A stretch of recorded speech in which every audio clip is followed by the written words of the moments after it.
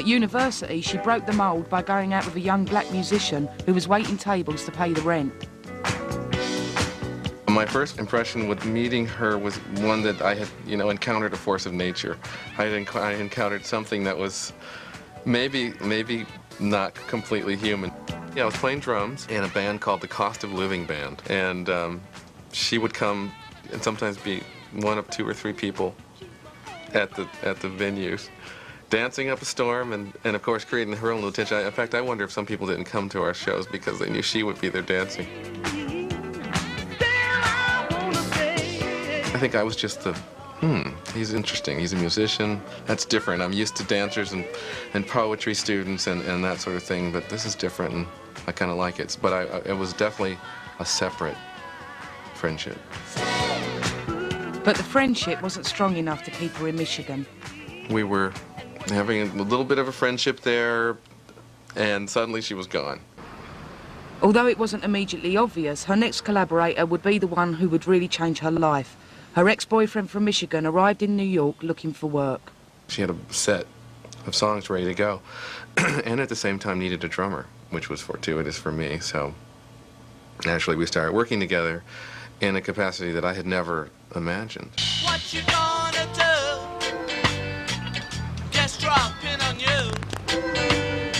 2 years into her New York story, Madonna's existence seemed bleak, but as ever, she was working on her future.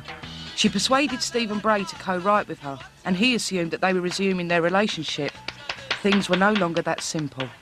Being Madonna's boyfriend is a difficult job. I met Steve a few times, although I never quite, understood what her relationship to him was. Some people are very upfront, and some people are you'll find out eventually that you're not my boyfriend and that I'm seeing 12 other people. That was more her approach. It seemed to me that he thought she was his girlfriend, but she didn't seem to me that she thought that way. And there would be those times where someone would come to the door of the rehearsal room and they'd say, "Is Madonna here?" And I could just tell by the sound of the voice, well, they're not looking for, this person is not looking for position as a guitar player. This is something else going on here. And I just learned that it would probably be best not to really count on her in that area. Madonna and Steve formed the core of the new band, Emmy, her childhood nickname.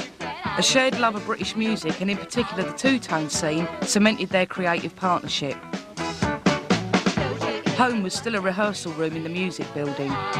Now, the music building sounds like some sort of great place that you make music, but in fact it was this horrible dive where people had really cheap recording studios. It was about 2 blocks from Port Authority, which was, I guess in most places, probably the bus terminal is just not exactly where you want to be. It was a pretty hellish existence, with the ever-present sound of bands rehearsing throbbing through the walls.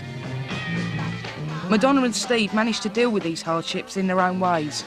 I worked at a record store, part-time, and Madonna, I think, just has always relied on the kindness of strangers, as Blanche Dubois put it. She had benefactors, she had patrons, and I don't know what was involved. I'd rather not go into that, but she always had.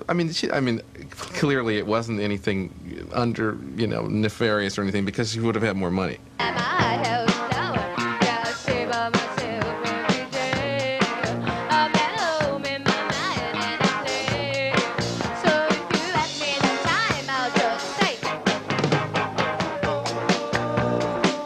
Madonna began to develop her own songwriting, laying bare her own emotions and relationships in the lyrics for songs like Hot House Flower. Her private and public persona were beginning to merge. Shut the fuck up! Record companies were not exactly beating a path to Emmy's door, and once again she felt a change of direction was needed, and a change of name. From here on in, she announced, the band would be called Madonna. I said, I think that's too Catholic, and it's just starting to be, is everything about you? I can hear myself saying something like that probably, and I realized, far too late that yes, it was all about you. To accompany this new formula, she and Steve set to work on a whole new set of songs and began to draw on a whole new set of influences. Ska was out, and in came the Pretenders.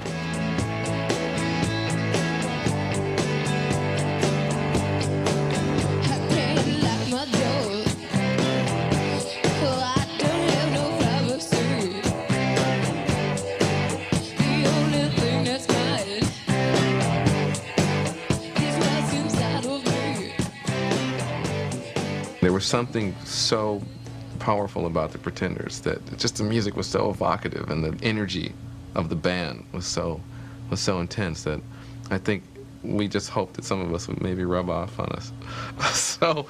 So that was Laugh to Keep from Crying was definitely out of that school.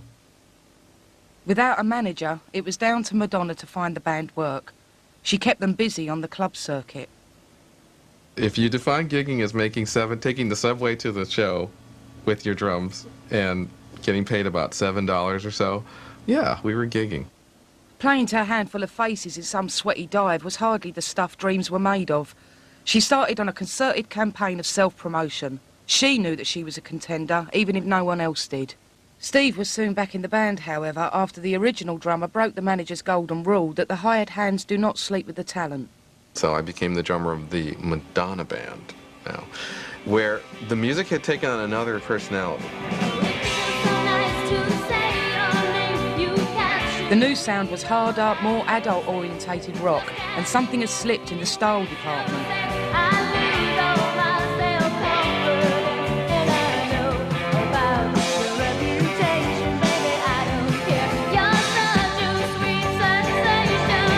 She has a liberated attitude towards sexual partners, but at the same time, I think that she's far too much of a hygiene freak to be unhealthy.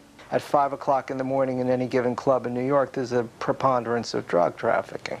And Madonna, though, I never saw her took drugs. Aside from the cheese popcorn, that's pretty much her only, problem. I saw her act like she was smoking pot and not inhale. I saw her act like she was drunk out of her mind when she was actually drinking, a ginger ale with a cherry in it.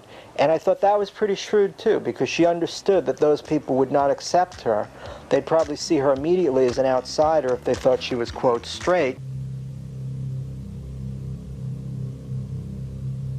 Meanwhile, unbeknown to Camille, while Madonna was out clubbing, drummer Stephen Bray was also moonlighting. He was experimenting with a hipper sound. The deal I had with the musicians in the building was one where I'd play drums for you and just give me the keys to the room. And, at night when we were done rehearsing with whatever, band it was, I would, turn on the stuff and start working on some dance tracks. And ultimately realized that the wise move would be to ask Madonna to sing the songs. This was the beginning of the real beginning. The songs they made behind Camille's back were the first to marry pop and dance in the way that would make her millions. Don't You Know was one of their first efforts. We came up with a tape of 4 songs. Everybody, a song called Stay, a song called Don't You Know, and a song called Ain't No Big Deal. That was the tape that she began to take around to the clubs, to danceteria. By the end of 1981, the downtown club scene was buzzing, and at its heart was danceteria. Fab Five Freddy and the other artist, Futura, I wasn't encountering them until I had earned the right to come up from the galley, where all the studio equipment was, to the deck where they'd been partying all along, apparently. I think she liked it, that Stephen was down in the basement working those tracks. This was the tape that Mark Cammins had been playing at danceteria. Well, I was doing A&R at Island, and actually I brought Chris Blackwell Madonna's demo, and he had passed on it. And I was really annoyed at Chris in not signing it. And again, at that same time, I was working with David Byrne at Sire, so I had met Seymour Stein. Stein, maverick founder of Sire Records, knew instinctively that Madonna was the right act at the right time. He was always signing bands that nobody else wanted, and I think he was a genius that way, and that's why she might have gone somewhere else, and she might not have been signed by someone else. And he fell in love with the track, everybody, and Ain't No Big Deal. Ain't no big deal to say I love you still. Call out my name, I'll be here. It wasn't the biggest deal in the world, just 3 dance 12 inches. And the money that changed hands was petty cash for a label like Sire, but it was a deal all the same. Please don't be afraid to look. It was just, yeah, well, got the contract. Yeah, well, next. Where are we going dancing? What are you wearing? Steve, as usual, was the last person to find out about the deal. I would hazard a guess that until they told her that, by the way, you know, your friend Steven who did this music, we're gonna need his permission to actually make this record. I think that's probably the day she told me. I met Madonna through Mark Heyman's. So when we made the deal, Mark wanted to produce, and I had no problem with Mark producing the first single, and then Steven came in. Well, I'm sure she had agreed to let Steven produce, but it was actually me who got the deal. And I said, well, why don't you both do it together? You know, Mark was new, and Steven was new as well, so I thought have them both do it together, but Steve walked out and said he didn't it was all or nothing, so. Madonna made little effort to stop him going. Although they later made their peace, for the time being she'd lost her oldest and closest collaborator. Her most effective trait is that she has the ability to completely dominate you and have you somehow enjoy the experience.